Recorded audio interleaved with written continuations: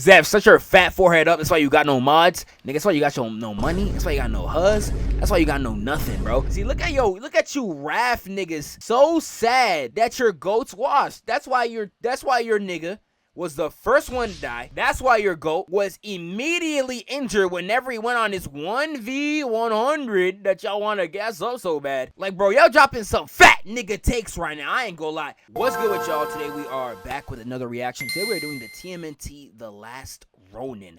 I've been recommending this on a lot of my TMNT videos. Not only have those been going crazy on the channel, I've been recommending this comic a lot. I have never seen this. All I know is that this is Mikey. I don't know what happens in this for Mikey to be looking this cold. He got everybody's weapon. I don't know if them niggas died. I don't know if they're like MIA or something. I don't know what happened to everybody in order for him to be suited up like this. I'm very curious to see how this goes. I'm not gonna lie. I'm going through as much TMNT content as possible because I want to do one on the main channel very soon. I've seen a lot of hype for it on this channel, so I'm very excited to see. We'll get it started right now, and let's go. Series, we're going to be looking at what happens at the end of the Teenage Mutant Ninja Turtles timeline. That's right, eventually the story of the Turtles needs to end, but what if there was only one turtle remaining? What if he was the last Ronin? This is the Comic Historian channel. I take some of your favorite trade paperbacks and single issues, I break them down into a narrative format, giving you guys an audio drama where I tell you the story of what's happening. But we do cut out a lot of the B-plots, we cut down on the panels, and this allows you to go out and buy the book yourself so you can add it to your collection. All alterations are to prevent copyright problems. Now, let's get into Teenage Mutant Ninja Turtles The Last Ronin, a full story right here at Comic Historian. The Ronin dips his hand into the toxic sludge. You can hear the voice of his brother speaking nearby. The water is cold and toxic as hell, and he can hear his brother stating that he'd be crazy to swim through it. Maybe. But no bridges or boats don't leave me with much of a choice. The Ronin states, steadying the weapons on his back. Stay behind if it bothers you that much. Are they already dead? You're saying the brothers are talking, though. Or is that in his head? They already dead or what? What's going on? He snaps, wading through that brown water. Where you go, we go. You know that, his brothers tell him.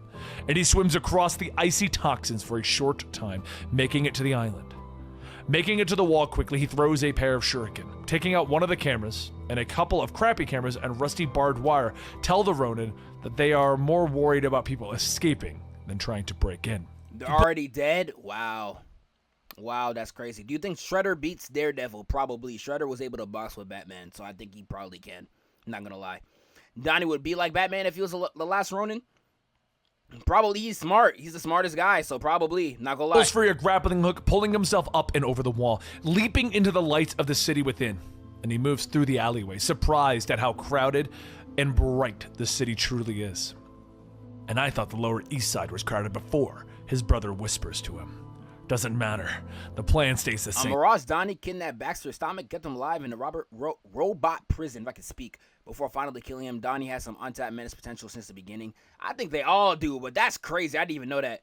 That's crazy, bro. But I think Mikey's the most creative choice to be the last Ronin. I think he is definitely the most creative. He's always the joking one. But let's get into it. I'm going to try to not I'm Dante this, so I'm going to try not to pause too much. So if I don't see some of your stuff in the chat, that's my bad. But I'm going to try not to not I'm Dante this time. Let's get to it. I just need to get from here to there, he says, motioning with his side to the tower in the center of the city. His brothers question him, worrying how he's going to manage his little mission, and pointing out that security is going to be off the charts. You know the drill. Overadapt and overcome, the Ronin whispers. Spying a motorcycle nearby, he steals that, riding through the streets of the city, not trying to be stealthy for a few minutes. He roars down the street until he reaches the base of the tower, discovering a group of trucks at the refueling station. Should have stole a glider, Snake Plissken, or a catapult. Silent but deadly, his brothers joke as the Ronin takes in the number of security guards. The Ronin knows that he needs a diversion and revs the engine of the bike. Driving forward, he jams a stick of dynamite into the handlebars, leaping away. That bike hits the fuel truck, and the Ronin uses the explosion to launch himself into the air.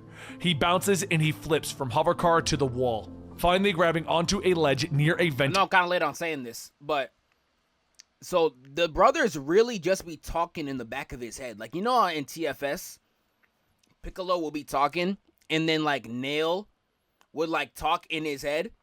You're telling me that's gonna be Mikey this entire comic? That's low-key dark for TMNT. I know TMNT started dark, like the Mirage comics are like insanely dark, but like it got extremely lighthearted over time. Not lighthearted with air quotes, because it got way more directed towards kids. If that was gonna be the whole comic, that is insane. Yo, they got dark quick with this, huh? At the tower. That's crazy. Wow, that was graceful. His brothers joke as he pulls himself inside. Worked, insane. didn't it? The Ronin growls, and they begin to make suggestions about hacking into the mainframe and sneaking past the guards, but the Ronin could smell it. He knows where they are. You can take the turtle out of the sewer, but you can't take the sewer out of the turtle. He jokes as he pulls himself through the cables to discover a manhole cover. What does that even mean? His brothers out there question. joking. But the Ronin ignores Still out there joking. popping the manhole and pulling himself in. An alarm begins to chime as the Ronin gets back onto the You street. think Mikey is schizo? I don't remember a lot of Maybe. manhole alarms back Either in... that or whatever happened to the brothers he's extremely traumatized by. Like, look at him. He looks so old. I didn't even know turtles could look that old. This nigga look 50. Like, he looks stupid old, bro. So I don't know how long ago that tragedy happened, or I don't know how bad it was on his mental. I hope somewhere in this video they talk about it. But goddamn, if they don't talk about it in this video, then is there a story I gotta read beforehand to really know what's up, or is this like a one-off? I gotta see what's up. Why is everybody trying to defend Hawkeye being a bum? I have no clue, bro. Them niggas, hey, I don't know. The day, his brothers note. And the Ronin tells them to be quiet as he looks around. Behind him, a security ninja comes running forward, ordering him to halt. And a second quickly joins it. The Ronin throws down a few smoke pellets, quickly vanishing into the haze, leaping into the shadows as the guards follow him. The Ronin leaps and attacks the robot, slamming into it with his fist and feet. The robot falls and the Ronin turns to leave. Halt! It commands as it struggles to its feet. The Ronin turns, pulling free his tonfa, rushing at it. He keeps smashing it, blocking its attacks even as it repeats for him to halt, and one final blow knocks its head clean off and the Ronin is shocked at what he sees. What the hell? He whispers. His brothers are looking on, shocked that the guard is a human mix with robot parts. What kind of sick freak does that to someone? They all ask. It's The reason I'm here. That's who. The Ronin snaps, and more guards arrive, and the Ronin quickly disappears into the shadows Would you once not be more. spiraling if all your siblings died? I mean, obviously, but like I wouldn't be imagining their voices in my head, my nigga. Like he's having full-on conversation with them. That's crazy. Absolute TMNT, that would go stupid, bro. Like Absolute Casey Jones. What y'all saying in the chat? Absolute Shredder, Absolute Krang would go insane. That would go so stupid. We gonna have to see though, cause they low-key, if you a real one, they already did Absolute TMNT. They already did an Absolute TMNT. If you're a real nigga, they already did an Absolute TMNT. I feel like if there was an Absolute TMNT, they would look like this. If there was an Absolute TMNT, this is how these niggas would look like. If you were there in 2014, you know how hated these designs were. I'm not gonna lie. I really don't know. Because if there was an Absolute series for TMNT, it'd be this. I'm not gonna lie. Someone in the chat said, Absolute April. Bro. Come on, bruh. This is literally absolute. I would say that's the closest to Absolute TMNT we'd get. Y'all niggas hated on the design. Like he moves through the upper city, avoiding the like crazy when that dropped. guards as best as he can, killing them when he has to. They continue to chase him inside of the apartment building, and as he gets to the roof, he knocks off another one of the guards as he leaps away. Jumping down, he lands in front of a speeding train, flipping onto the train's roof and then backflipping away. Landing on the top of a police car, he opens the door, knocking the guards out, and he reaches for the controls, but the car is stuck and flies in a straight line. He manages to leap away as Donnie's weapon like that, though. Yes, sir. I just peeped that. Yes, sir, my nigga. Hold car on. explodes behind him. Smooth moves. You still can't fly 10 feet in a straight line. His brothers joke. Whatever. Shut up. He snaps, continuing to leap along the rooftops, getting closer and closer to his target. Inside of his tower, Oroka Hiroto stands in his office. His guards coming over the radio telling him This was supposed to be a video game? Why'd they cancel it? What happened? that they have an intruder in the city. He nods, telling them to stream the intruder's capture and execution to the entire city. So the Ronin turtle continues to move across the rooftops, finding another way into the tower. But the guards are massing. Luckily, He is Ninja. He leaps up, clinging to the bottom of one of the police cars, using it to make his way into the tower. Easy. There's military-grade equipment and hardcore foot soldiers everywhere. Yeah, and the entrance to the upper level is way on the other side of the platform. His brothers warn. The Ronin grabs another bike, riding it across the platform, knocking the foot soldiers away. He tosses that bike and making it blow up in front of them, knocking out the guard station. But the foot... That right there? Hold on. This right there? Oh, why is it disappearing? I don't know why they keep making the tab disappear. This right here?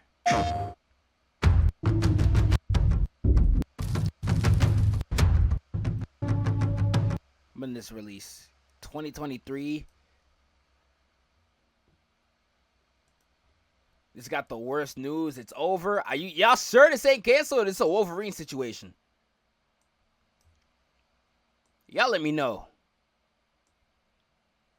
That's kind of tough, man. I ain't gonna lie. Suddenly surround him, and the Ronin has no choice. Leaping among them, he lashes out with foot, fists, and weapons, and the elite foot soldiers charge at him. The Ronin flips and he rolls, throwing knives at the robots, dropping it hard. He turns, glaring at the cameras that stare down at him. I know you're watching, Oroku Hiroto, and I know you're scared. I'm coming for you, you coward! He shouts, and in his office, Hiroto is shocked as he stares at the video. Is Shredder's son? A mutant turtle? I want all available foot to the tower now, he shouts into the comms. The Ronin comes charging out of the hallway, attacking the rest of the foot soldiers as they turn to attack him, and slamming open another door, he finds two ninjas standing before him. Elite ninja, I must be getting close now, he thinks to himself. Drop your weapons and wait for extermination, the ninja orders. But the Ronin draws his katana, rushing forward, metal meets metal as the Ronin quickly cuts through them with his blade. He blocks their attacks. He's really using these niggas' weapons clean as hell, too. Oh my goodness, okay. Cutting through their joints before attaching a bomb to one of their chests, kicking them out the window. Activate the Stockman tech! Oroku Hiroto orders from his office. The Ronin continuing to scale the tower. He enters another room when the Mouser suddenly appears, chewing through the walls. Flying Mousers with lasers? Fine! Localize the EMP, the Ronin thinks, pulling free a small device. He draws his blade from the large Mouser as it rushes at him, and he stabs it through the joint, but the robot is still moving too fast.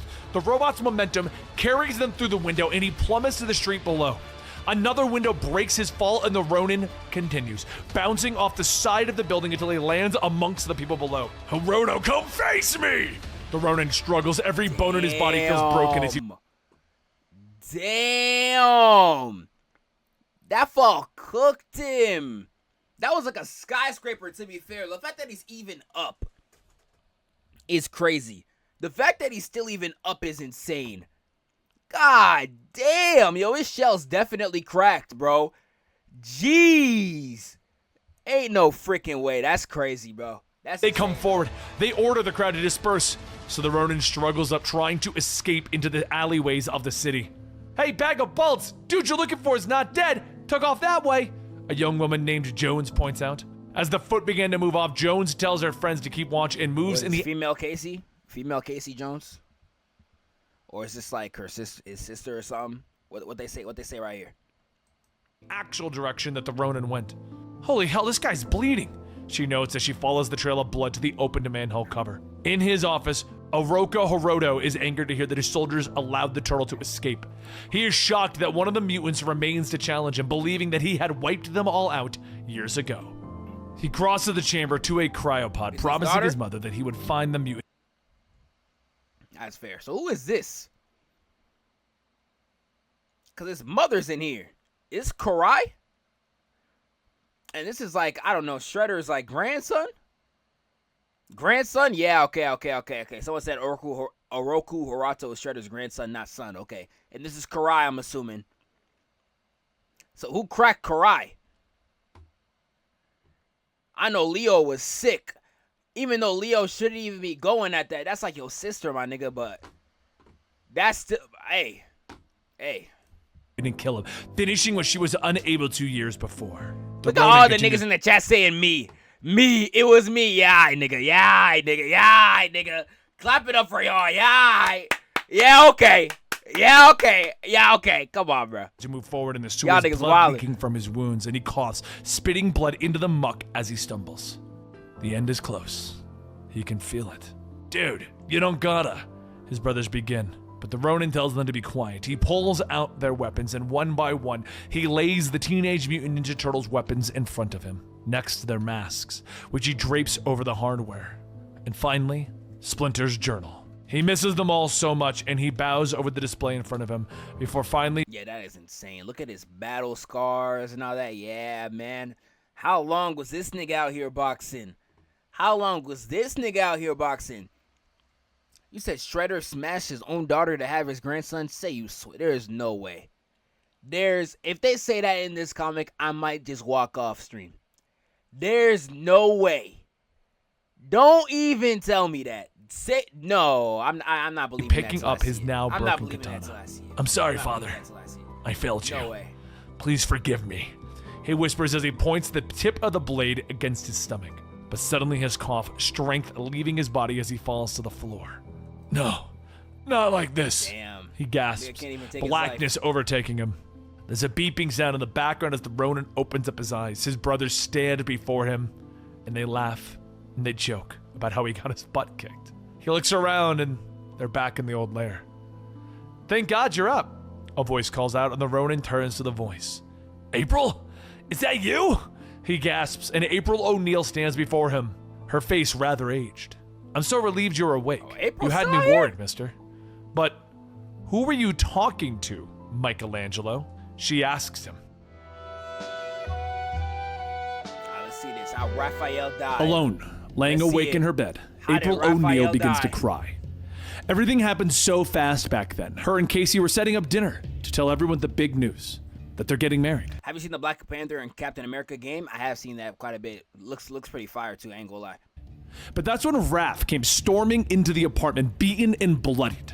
She tried to ask what happened, but he just yelled that they were ambushed and began to throw all of the food that was set onto the nice clear table to the floor. A few seconds later, Michelangelo and Donatello came in with their own wounds, carrying Master Splinter. Master Splinter, he was in bad shape. Casey grabbed his bat and he and Raph got ready to go out looking for Leonardo, but thankfully, Leo managed to get back after letting the others get ahead. Master Splinter said that it was always a matter of time until the Oroku and the Hamato clans clashed. Kairi was trying to end it once and for all. It seemed like things might end up being okay, but Raph went back out onto the streets that night. In our current time period, April wakes up groaning, rolling out of bed. Nigga, what happened to April? Nigga, what happened to April? What y'all niggas do to April? Bro, she a vlogger. Nigga. Y'all did this to April O'Neil? Hold on, bro. Hold on. No. You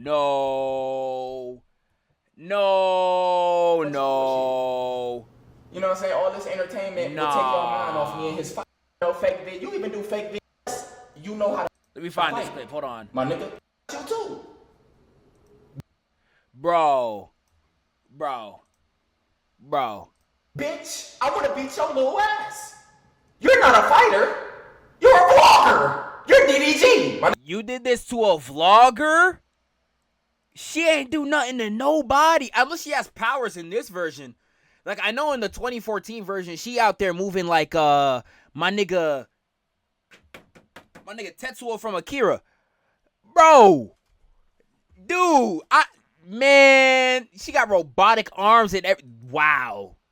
Hardly able to keep herself up with the loss of an arm. This continuity is not the same as 2012 as the alternate universe of the Mirage comics, so Hamato Yoshi is not Splinter, and Leo and Karai are not related at all. So Leo actually cracked Karai. Say you swear to God. Is that why y'all was saying that earlier? There's no way. There's in a leg. She grabs her prosthetic arm off the nightstand, fitting it into the empty place where her arm used to be. But as she fits her leg, she fumbles and it rolls to the other side of the room. She sighs and then laughs, looking over to Casey's mask, asking, "Hey Casey, little help here?" Out in the kitchen, Michelangelo strikes a match, watching it burn out. And Leo tells him that it's hard to believe that April is still alive, huh? Hard to believe that anyone survived Oh, that. this is his imagination. Yo, that's actually dope. I ain't gonna lie. That's actually dope. They really go in depth with this, huh? Wow. Michelangelo says, yeah, right. He strikes another match in an attempt to light the stove, stating that the last thing that he remembered was an explosion, and then, well, he was pretty bad when he woke up. Couldn't remember anything for days. The others talk amongst themselves, and soon it becomes too much for Michelangelo. As the kettle whistles, he just slams his hands down, telling them, "It wasn't enough! It's never enough for you!" Raph asks, "Yeah? At least I wasn't the one who tried to off myself at the first whiff of a failure." Michelangelo grabs the kettle, throwing it, yelling, "You are a stupid fool! You always made our entire lives about you! I fought every battle that you guys had, even the idiotic ones that you started. And you still want to judge me? The mission at the tower was always going to be a one-way ticket from the start. For our father, for our family, for our honor." But as Michelangelo calms down, his brothers are gone. They are nothing more than his conscience speaking to him, figments in his imagination as they have all passed. Michelangelo grabs the kettle, putting it down on the stove, setting down 4 cups, filling the teapot. He sighs, stating that he should have been dead from that fall, but here he is, still alive, still able to fight. He may have lost one battle. That's tough. That nigga don't want to be alive. That nigga... Bro's life is terrible. Like it's like that one meme, bro. This nigga's life is horrible. But the war put it up on the goes screen. Hold on. on. They've all stolen so much from him, but no more. He will finish what they started, what Master Splinter raised them to do. The last Oroku must die.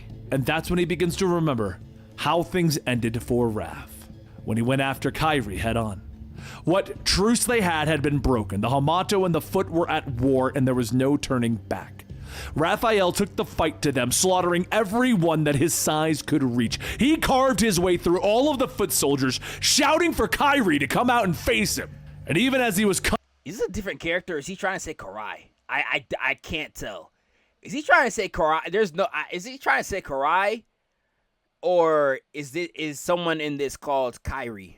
Like the Kingdom Hearts character. Shout out to Kairi. And Irving. But, you know what I'm saying? Different? Okay. and stabbed, he didn't stop. There was so much blood. All Raph could see was red.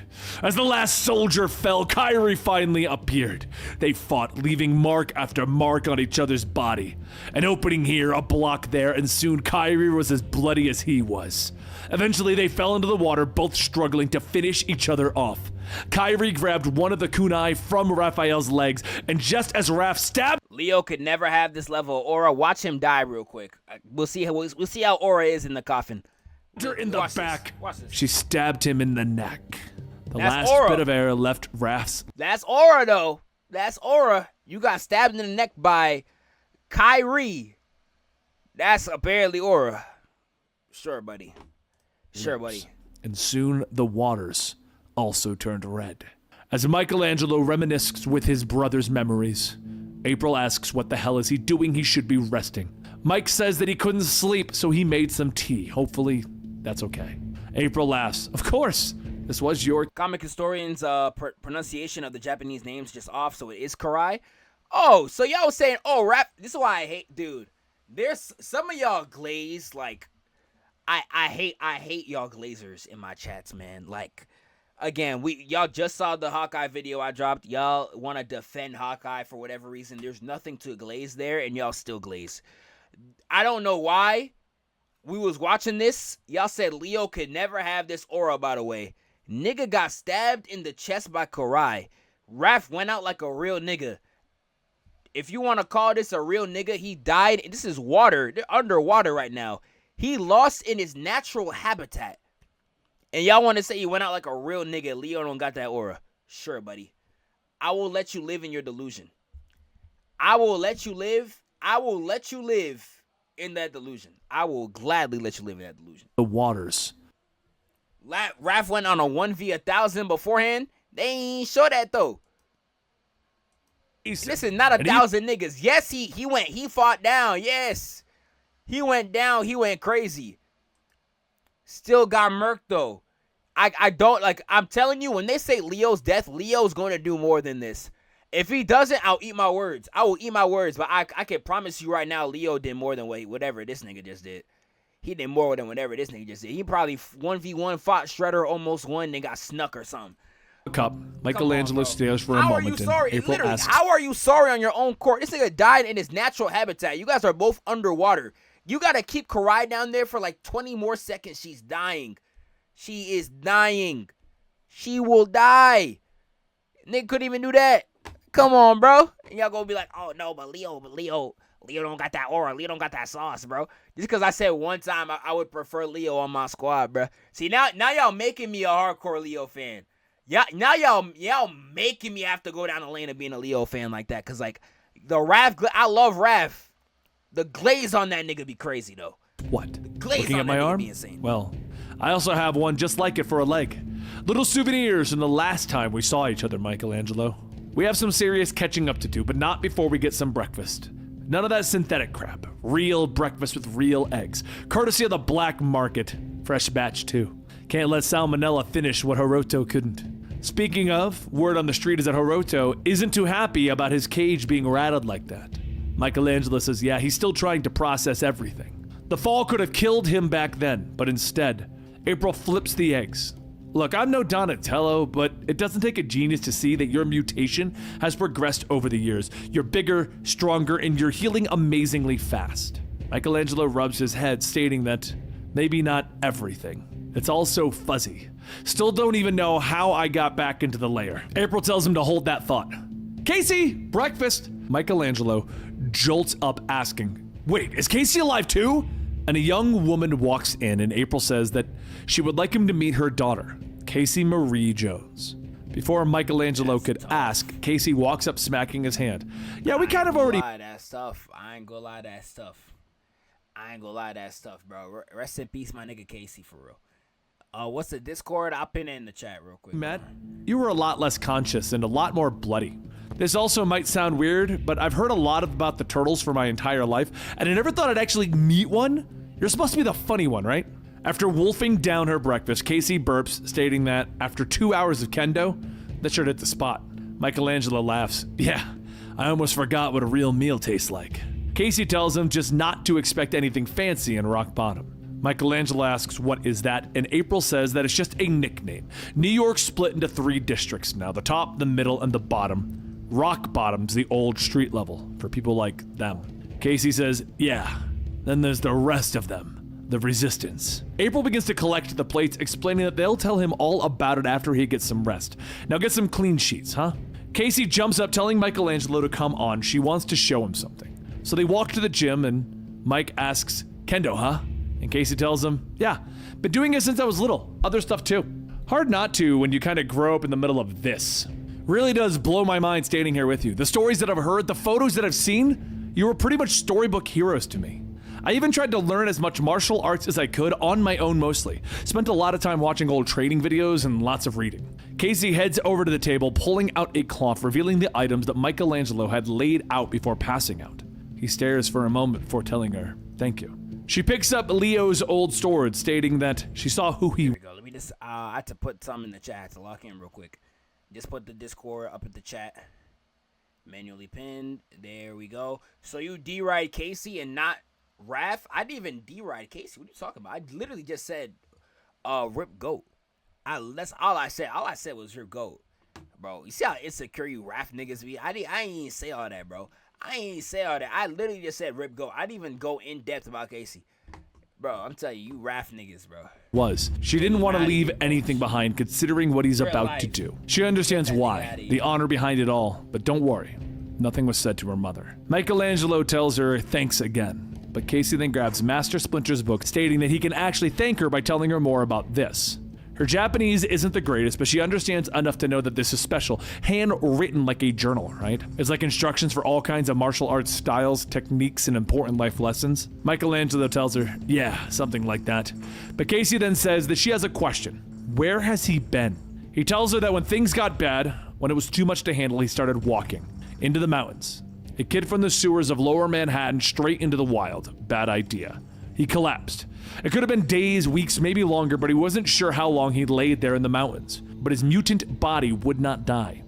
He started to hear voices telling him that his destiny was incomplete, that he couldn't leave just yet, and eventually it got warmer, and the mountains provided sustenance and solitude, allowing him to take time to look into his soul for answers.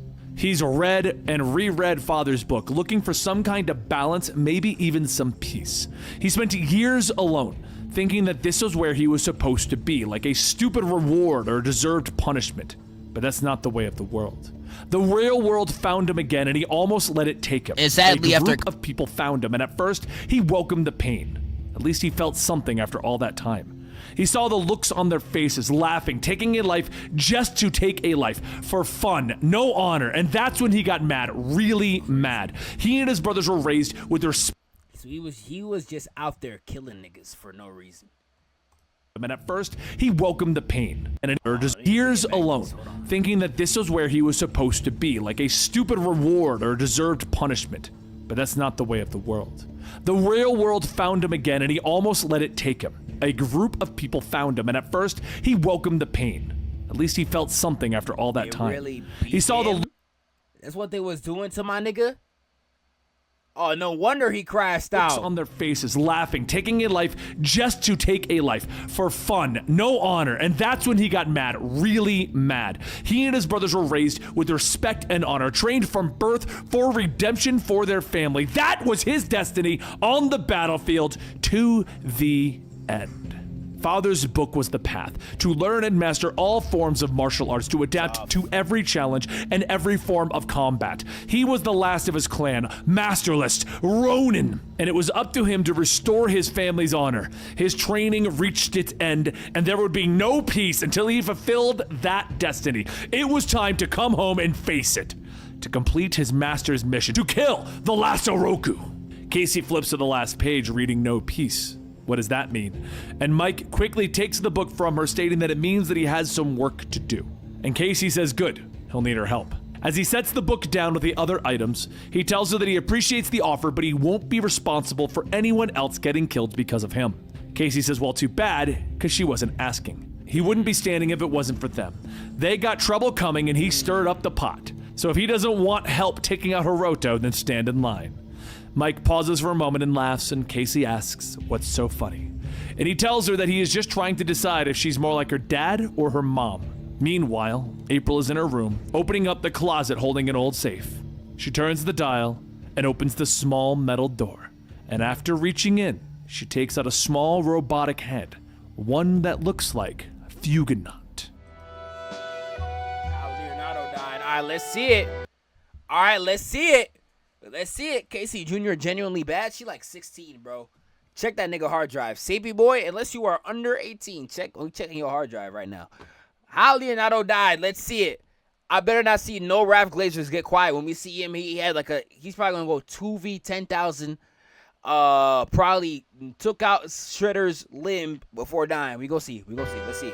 The gathering of the masters of the Foot Clan set together.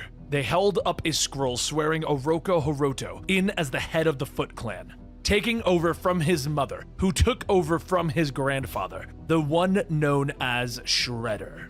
Do you swear fealty to the Foot Clan, to become the master that you were born to be? They question Oroku, and he bows before them, swearing his loyalty to the clan and all of those who serve under his most trusted generals. He draws his sword. With great honor and humility, I rise. Get it any day. No goons, bro. No says goons. Standing tall. No goons. It has been 10 years since his father was taken by the Hamato clan and his mother slipped into a coma. General Oyama, I am prepared to issue my first order as your new liege. Send a formal invitation to parley with the Hamato clan leadership, those here in Japan, and to Master Splinter in New York. He says, looking down at his sword. This war has gone on too long and it is time to talk of peace, he says, sheathing his weapon. Now Oroku smiles as he looks down at his mother in her stasis pod, his scientists telling him that they are ready, and Oroku steps forward.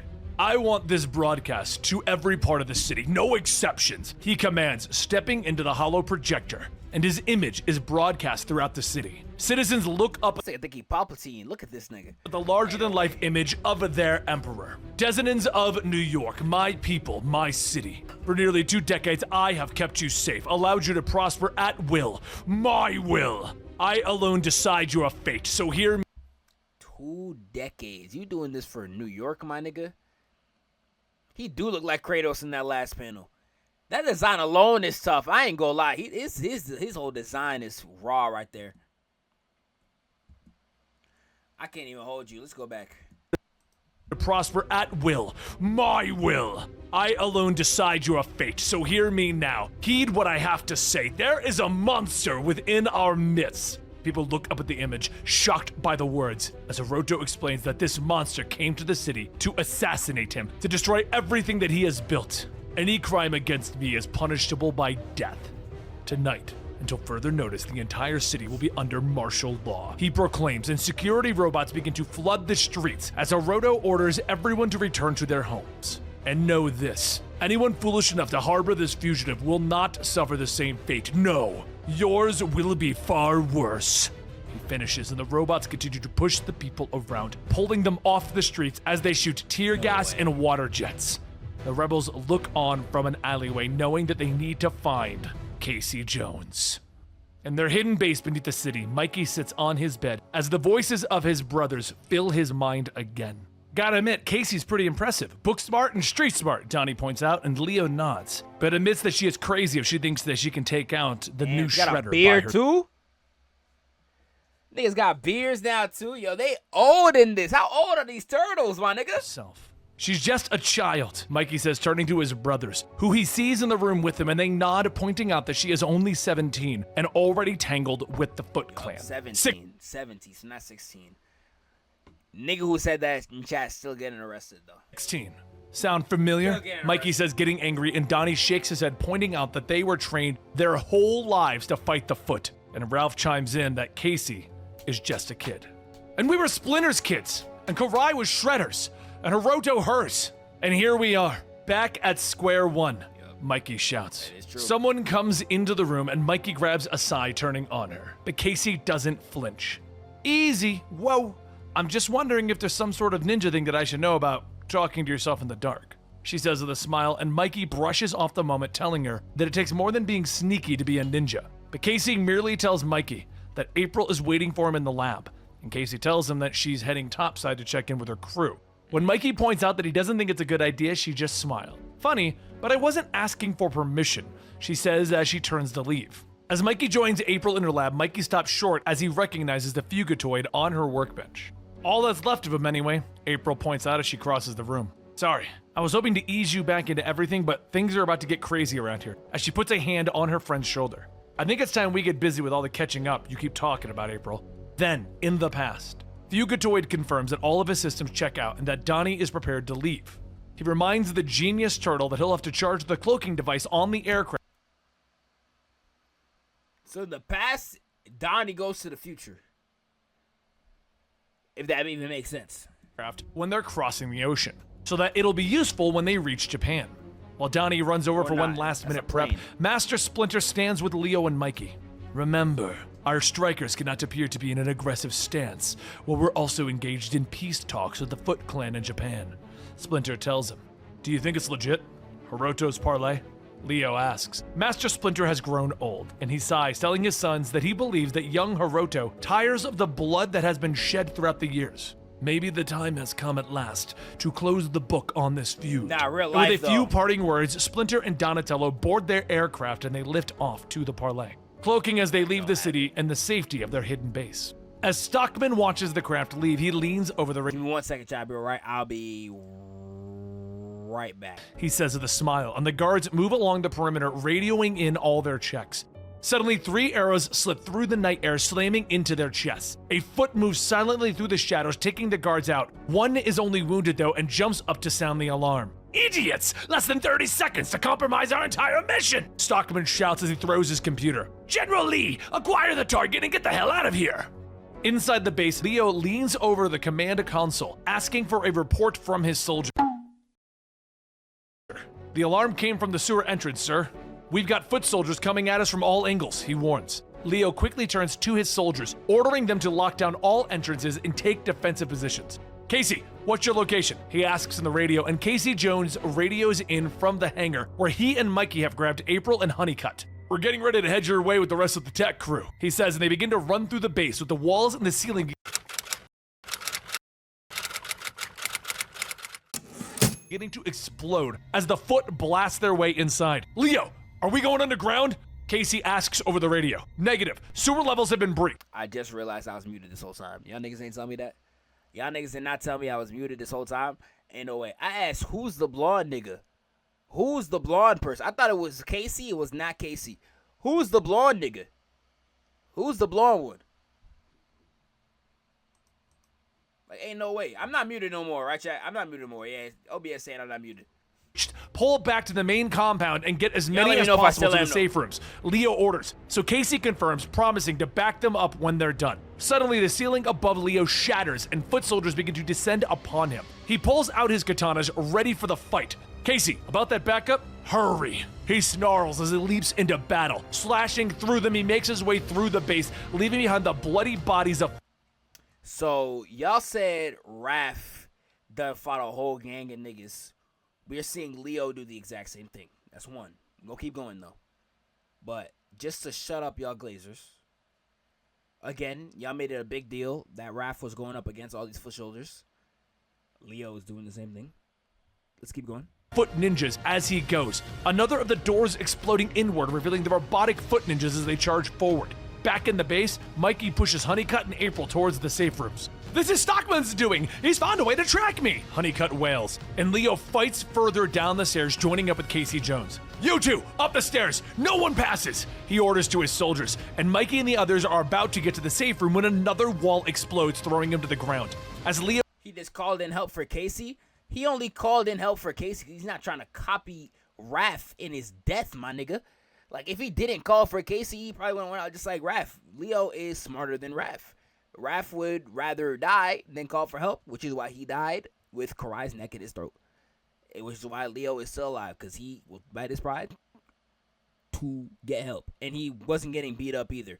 Raph from the first panel. Let's go back 26 minutes. Where's Raph's death?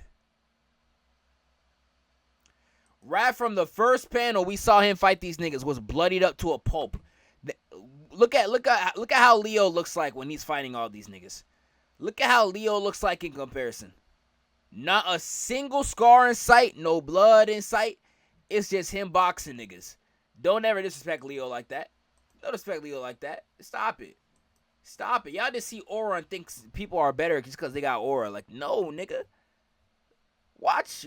Look what you're seeing with your eyes. Watch with your eyes. Pulling out a bat and a hockey stick, leaping down onto the robots, but the hockey stick cracks over a ninja's head, useless. In the safe room, one of the robots reaches for Honeycutt, but Mikey is there smashing the robot's head off with his nunchuck. Suddenly, the robot explodes, throwing them all away.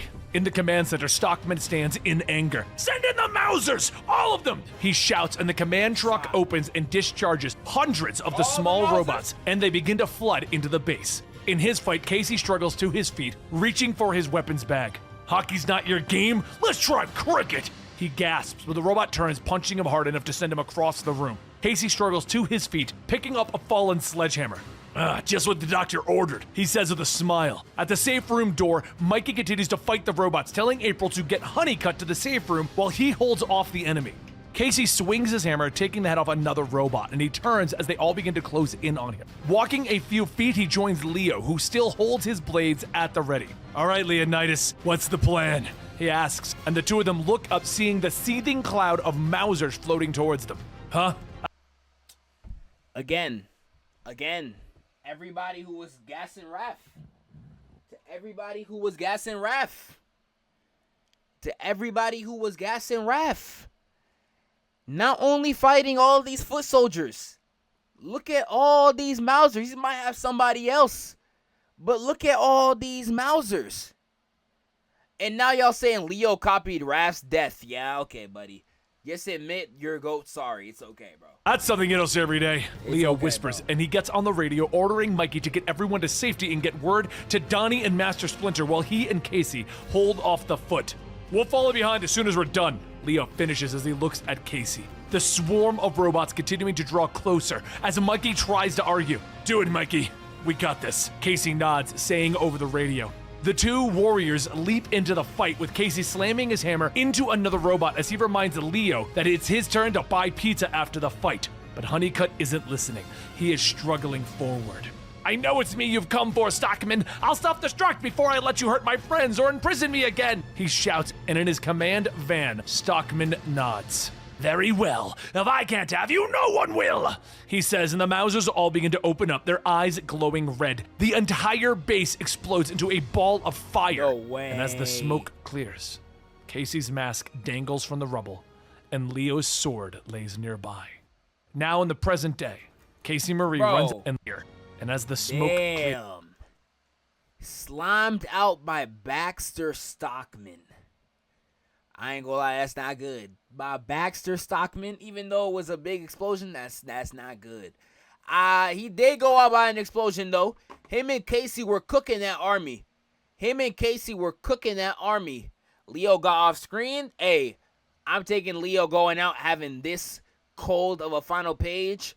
Then Raph's last panel being Karai stabbing and choking on top of him while he's in his natural habitat underwater. Literally fighting for his life. Sorry, bro. Couldn't be Raph. Yeah, you're right. He would be dead before the explosion even went off. You're very right. Couldn't be Raph at all. Casey's mask dangles from the rubble. Couldn't be. And Leo's sword lays nearby. Now in the present day, Casey Marie runs out of the sewers, shocked at the destruction and the carnage that she sees topside. Her team calls out to her and she comes running. Martial law, full crackdown, they tell her, and she nods but tells them that they need to get word to the others, that she is working on something. Suddenly, a heavily armored troop carrier screeches to a stop nearby. Everyone underground, now! She shouts, but they're stomped by two other robo-ninjas. Two of the gang move to fight the guards while the rest go over to a nearby fence. Zeph, such her fat forehead. Oh man, let me lock it. Zeph, such her fat forehead up. That's why you got no mods, nigga. That's why you got no money. That's why you got no huzz. That's why you got no nothing, bro. See, look at you, Raph niggas. So sad that your goats washed. That's why your nigga was the first one to die. That's why your goat was immediately injured whenever he went on his 1v100 that y'all want to gas up so bad. He was injured the moment he got into it. Like, bro, y'all dropping some fat nigga takes right now. I ain't gonna lie. Some straight fat nigga takes right now. Like, what is going on with y'all, bro? Like, dude, if I was... Man, let me say something, bro. Like, if I was Pokimane saying this, y'all would be in the chat like, yes, I agree, queen. It's because it's me. It's because it's me. It's because it's me, bro. Cope, Raph better. Leo literally did better. Y'all keep crying, though. It's okay. She tells her crew to split up, that they'll use the telecom lines to get the word out to the other resistance cells. Meet up in the lair in 1 hour. Raph blinded by anger 100% of the time, literally, bro. Y'all want to see what happens when Raph's by himself?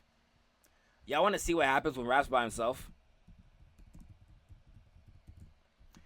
Y'all want to see what happens when Raph wins ISOs? Y'all want to see what happens when Raph is by himself? Y'all want to see what happens when Raph's by himself? Damn. Oh. That's what happens to Raphael? Oh, damn. What happens to Leo when he runs ISOs? Let's see. Let's just see. What happens to Leo when he runs ISOs? We're not going to count this one. This is AI. What happens to Leo when he runs ISOs?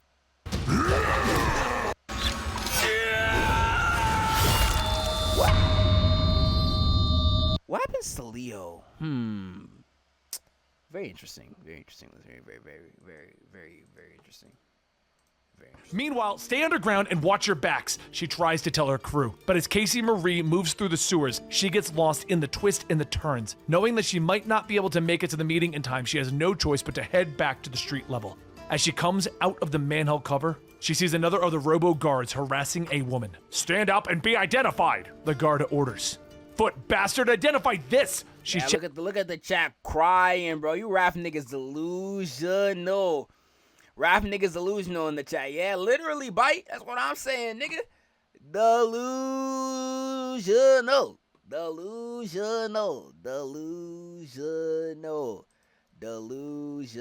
What happened in the first 1v1? He got smoked. But I could confidently say Leo got up on Shredder. Raph never got up on Shredder. I guess, like, yeah, Leo lost it. Leo lost. I'll give you that. Leo lost. Leo has lost. Leo has lost. But he got up one on Shredder. Raph has not one time. This is a 50-second comp of him getting whooped. This is your GOAT, mind you. This is your GOAT getting his salad tongs tossed in the air with one gut punch. That's your GOAT, by the way. You glaze Leo so hard. I'm not even a Leo glazer. Y'all just glaze Raph to an unsurmountable degree. Like, I said I like Leo one time. Y'all niggas have made it your mission to compare everything Raph does to Leo. That's the only reason why I'm quote-unquote glazing Leo. It's because of y'all niggas. Y'all can't let him breathe. Y'all on this meat. Y'all straight meat guzzling. Like, all right, we get it. Raph's cool sometimes, bro. But y'all gotta pipe down. Y'all really gotta pipe down. I ain't gonna lie. Y'all gotta pipe down. Y'all gotta pipe down. That's why all the Raph stands are crying right now. The Raph sexuals. So Shouts as she leaps into the air, kicking the guard in the face, stunning it long enough so that she can order the woman to run. The guard rushes her and Casey blocks its attacks. She flips over it, slamming her foot into the visored face, dropping it. She rounds another corner to see more guards attacking citizens, and after she shouts for them to run, she tries to lead the guards away. She stops long enough to look up at the street signs, sighing as she sees that she is at the corner of Bleecker and Sullivan.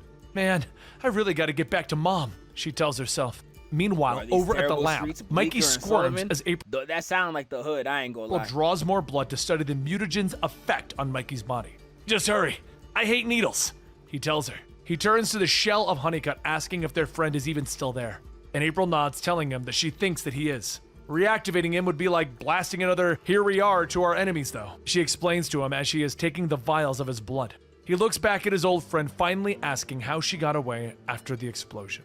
She explains that she woke up a week later in the hospital, missing an arm and a leg.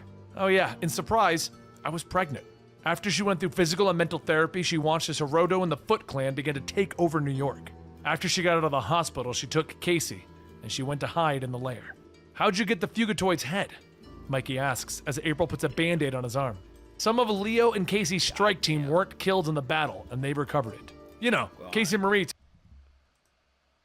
Leo and Casey's strike team weren't killed in the battle, and they... April puts a band-aid on his arm. Some of Leo and Casey's strike team weren't killed in the battle. What turtle did he say again? As April puts a band-aid on his arm. Some of Leo and Casey's strike team weren't killed in the battle. Where was Raph during this? Oh yeah. Oh yeah. Where was Raph? Oh yeah. Oh yeah.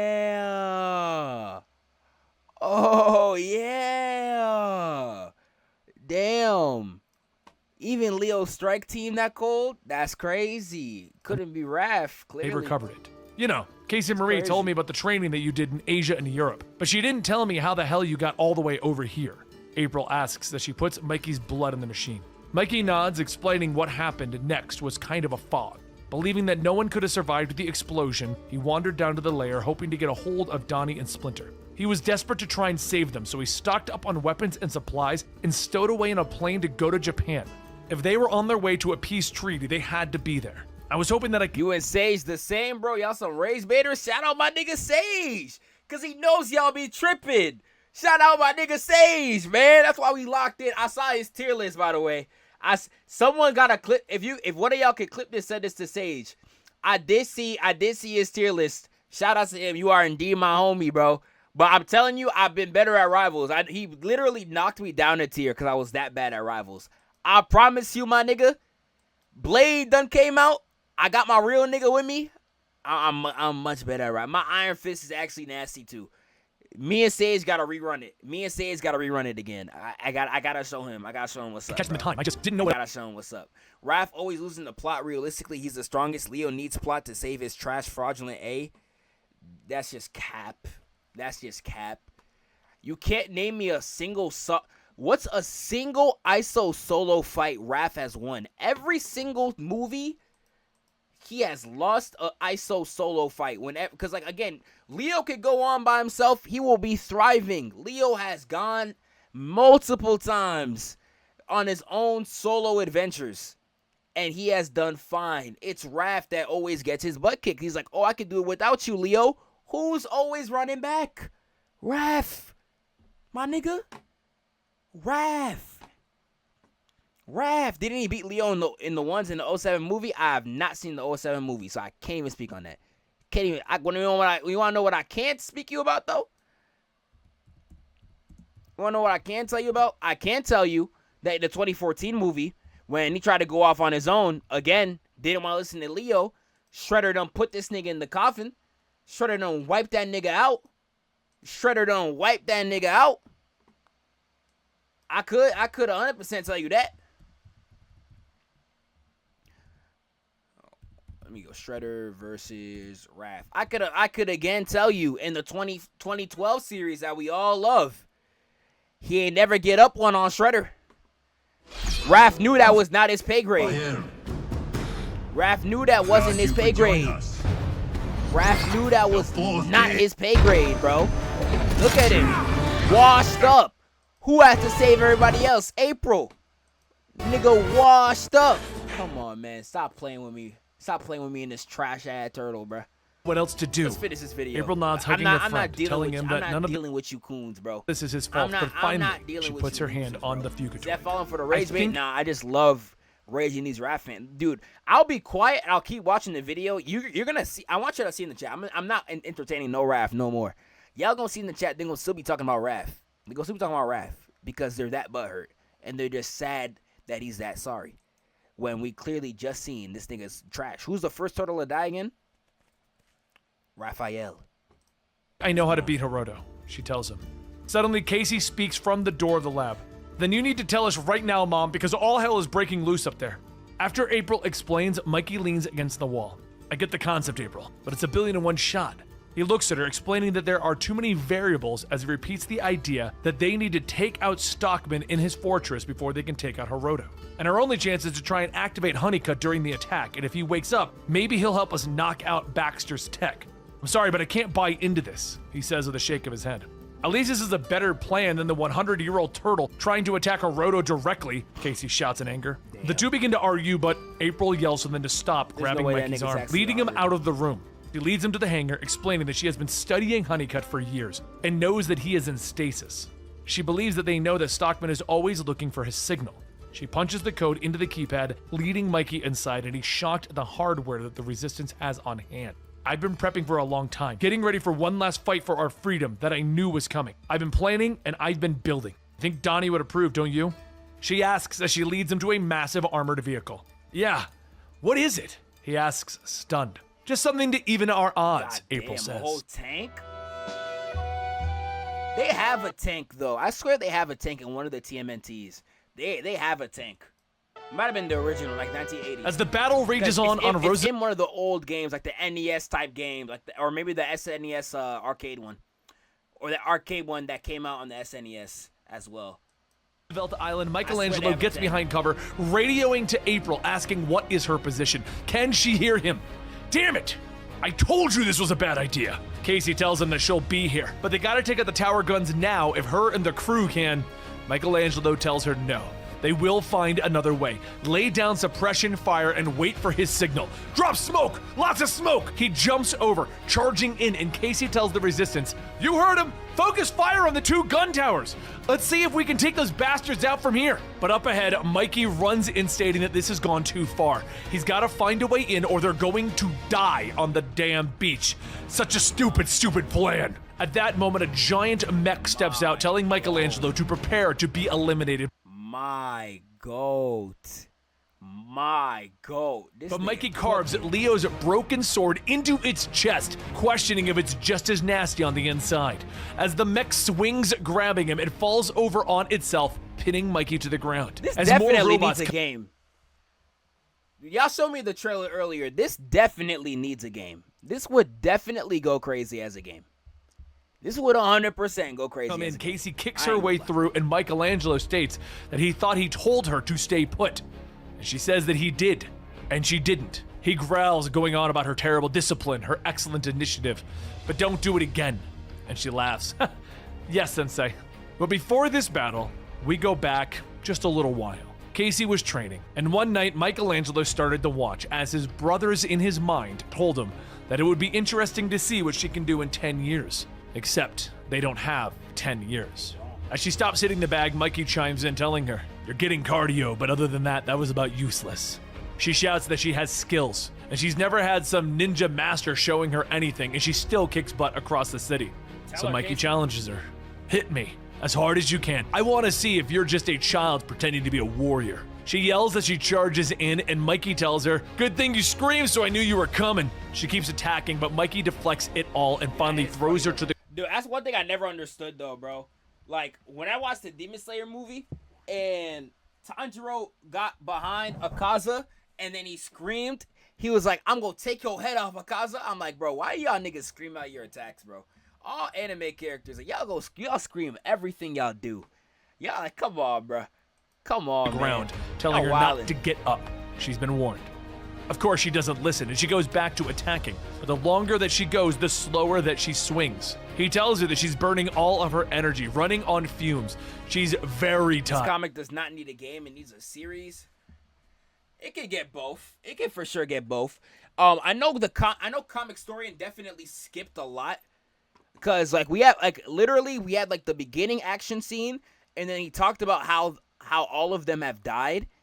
And other than that, like, the main Michelangelo has not done much since the beginning, and then, like, what's happening just now. So there's definitely a series that could flush a lot of this out. I know Comic Story did say at the beginning he did skip some of it, so there might be some stuff that he just didn't talk about in this video. I'm pretty sure there is, because it feels kind of naked. I feel like there's something missing here. He slams her into a wall, telling her, "Please feel free to take this time to think about all the things you could have done differently." "Fine, I give." And Mikey tells her that that's not the point. You don't want to just give up.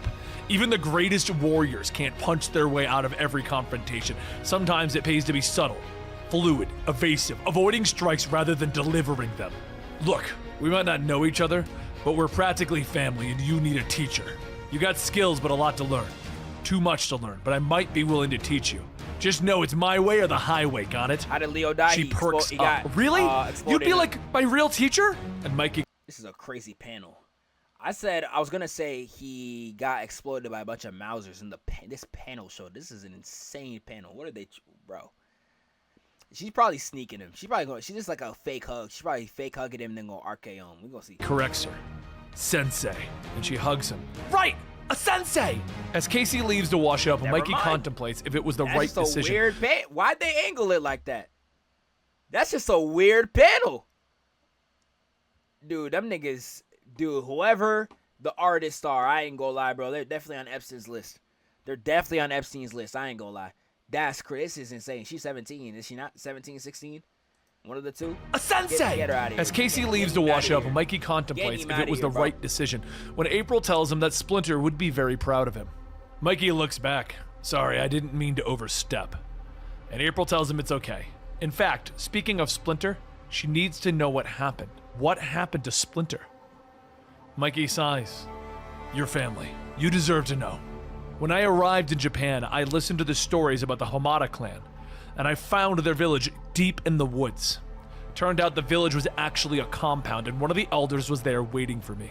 His name was Master Shintito, and I begged Shintito to tell me what happened to my father and my brother. Shintito didn't respond right away, and then said that there are people, creatures, teachers, warriors, heroes, and legends. Your father was all of these. They went to where the peace meeting was being held, but Splinter knew that something was off. He didn't fully trust this peace treaty." Damn, he was out there with Donnie? Guess who he wasn't with? Everybody did something cold, man. My nigga Leo had a strike force. He was out there with my nigga Casey. Michelangelo, the last Ronin. My man Donatello out there in Japan with Splinter training, boxing all these niggas. Who ain't do something, though? There's one turtle that didn't do anything. There's one turtle that in his own natural habitat got murked by a human girl. Karai. The only turtle in this whole story who ain't do anything. Nothing of note, nothing of use. Nothing of value. Every other turtle here, they have done something past their death except for one. I can't think of his name. It starts with Raph, ends with IL. Don't know who he is though. Low-key useless. I only know 3 turtles. Turns out he was right, as it was an ambush by Hiroto. As the Foot surrounded them, they fought back against the masses, but even with their combined skill, they were no match for the Foot's sheer numbers. Hiroto gave the order to his archers to be ready, that he wished to end the rat's life himself, so Splinter ran towards him, throwing his sword. And as the archers let loose their arrows, Donatello shielded Splinter to the best of his ability. Even though Splinter's sword did land in the chest of Hiroto, he lived. And the Hamato archers then returned fire, but it was too late. Splinter and Donatello fell. And that was when Mikey learned that he was the last of his kind, a Ronin. That was when he decided the feud must end and that he would follow his father's journey. Train and complete the mission that they were intended for from birth. April takes his hand, telling him that she's sorry, but understands what he must do. I want to see, what's the comic before this, though? Like, what's the comic before this? I want to see, like, how they grew. I know you said it's like an alternate version of the Mirage series. I want to see, like, what went on. I know they killed Shredder very early in the Mirage comics. I think he eventually comes back. But I really want to see, like, how this developed into this, where it's like the war gets so crazy. The turtles just start getting wiped out. Like, this nigga Raph dying of foot soldiers. Leo and Casey dying to a bunch of Mausers. Them going after Baxter Stockman the way that they did. Like, I need to see what's up with this. This is a solo story, so there's nothing before this. I'm going to read this on my own time. Because I feel like there's definitely context missing here. From this video, I feel like I'm missing quite a bit of context from this story. I'm not gonna lie. I won't lie to y'all. I feel like I'm missing quite a bit of context. So I do want to read this on my own right after this video. Low-key. He's here now, and that's what counts. The way that Casey has taken him in, it's amazing to watch. She never thought that Casey would connect with someone in such a way. Mikey asks if she's sure about that. Seems like their connection is by design. April's design. April asks, what is he talking about? And Mikey turns back asking, so when were you gonna tell me that Casey has extra abilities? The way she moved, the way she fought, that was more than normal. When were you going to tell me? You didn't inject Casey, did you? April yells, of course not, I never would. I've run 1,000 tests on Casey since she was born. I was looking for the origin, and as far as I could tell, there are trace amounts of mutagen DNA that was passed from both of her parents. Parents who happen to have a nearly lifelong exposure to it from the company they kept. Mikey realizes what this means. Wait, we contaminated her? Does she know? April tells him that she is aware that she is different, but she hasn't been told everything, not yet, but soon. Back on Roosevelt Island, Mikey scales the Stockman's fortress walls, seeing the paratroopers coming in yelling, this was a stupid attack plan, stupid! After cutting the turrets down, he tells the airborne troops to get down into the courtyard and take positions. But once they get back on the ground, he looks up to see hundreds, if not thousands, of Mausers flying in. Mikey readies himself, stating, it's a do or die time, April. When there's a sudden rumble, and at that moment, April's armored truck plows through the fortress wall with Casey yelling, look who I found! April pops out. How is Casey a mutant? They just said, bro, the nigga, the TMNT got like airborne herpes. Shut up, my nigga talking black guy for saying that. Bro, because they were around him, they got exposed to the, well, April got exposed to the mutagen because they were around the turtles all the time. It's like in the animated series of Superman where like Lex Luthor had the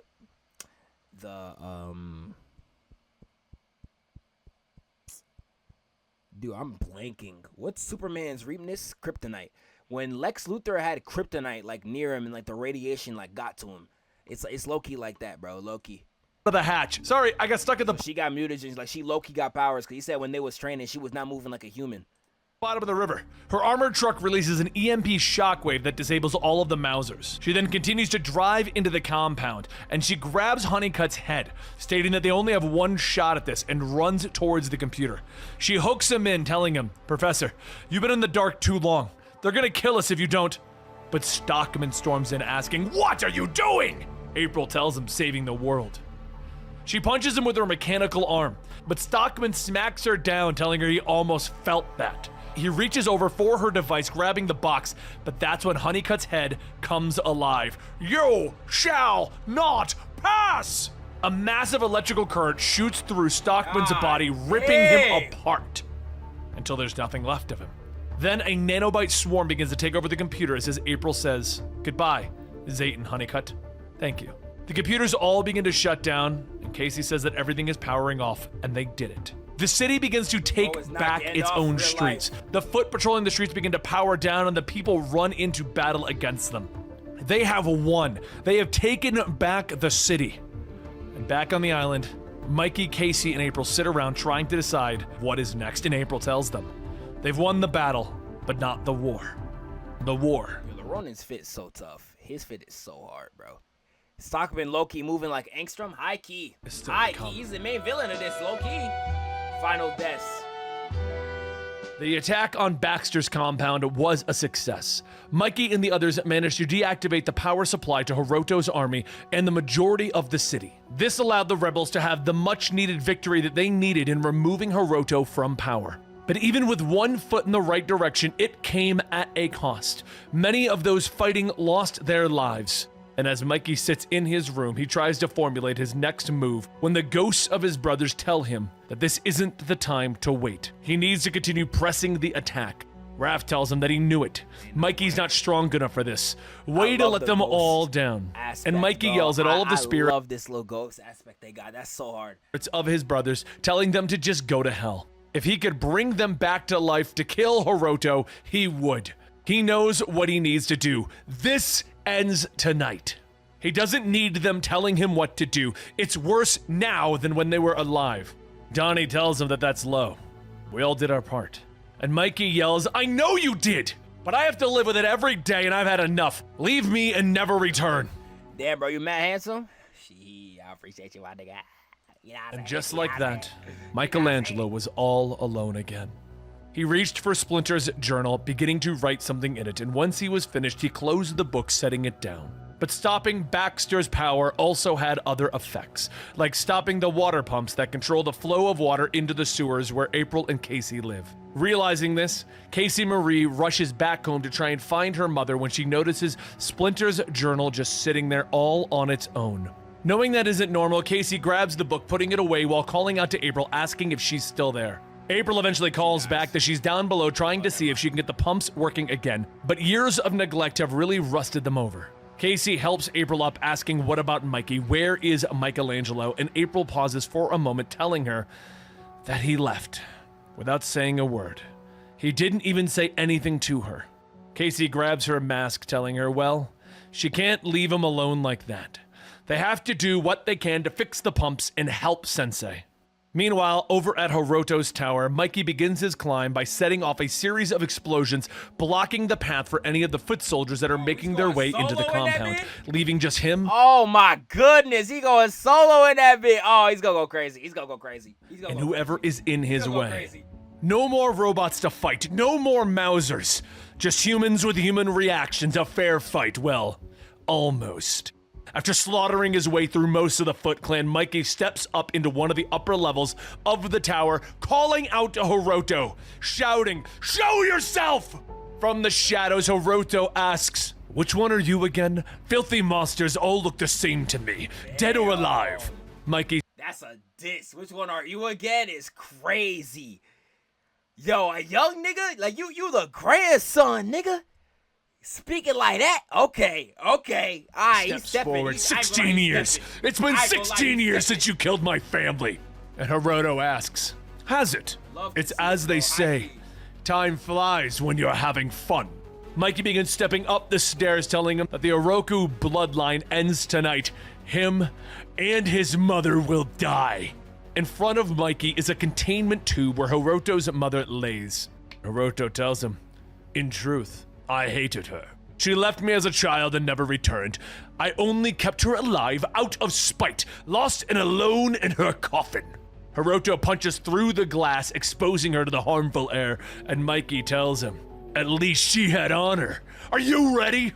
Ready. Well. This is like a Power Rangers Shredder fusion. I kind of like it. For an alternate Shredder though. If this was a main series Shredder, I'd hate this. But for an alternate Shredder, this is dope. I ain't gonna lie, this is dope. I didn't get dressed up for no reason.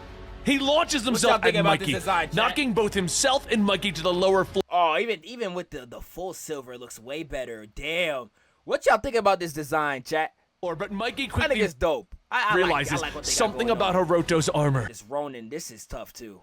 It's made out of liquid metal that is shifting and adjusting to his movements.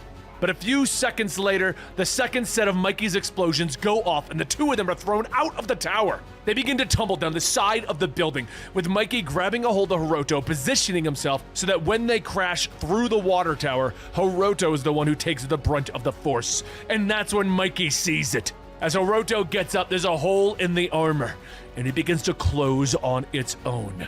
Hiroto throws himself back into the fight, swiping at Mikey as Mikey returns with hits of his own. The only problem is that Mikey can only take so many without armor. So if Hiroto's armor has no weakness, he needs to create a weakness. He grabs a hold of one of the explosives from his satchel, slapping it onto Hiroto's hand, detonating it, blowing back some of the armor. Then using Raph's Sai, Mikey punches into his exposed hand, telling him, "That's a little gift from my brother."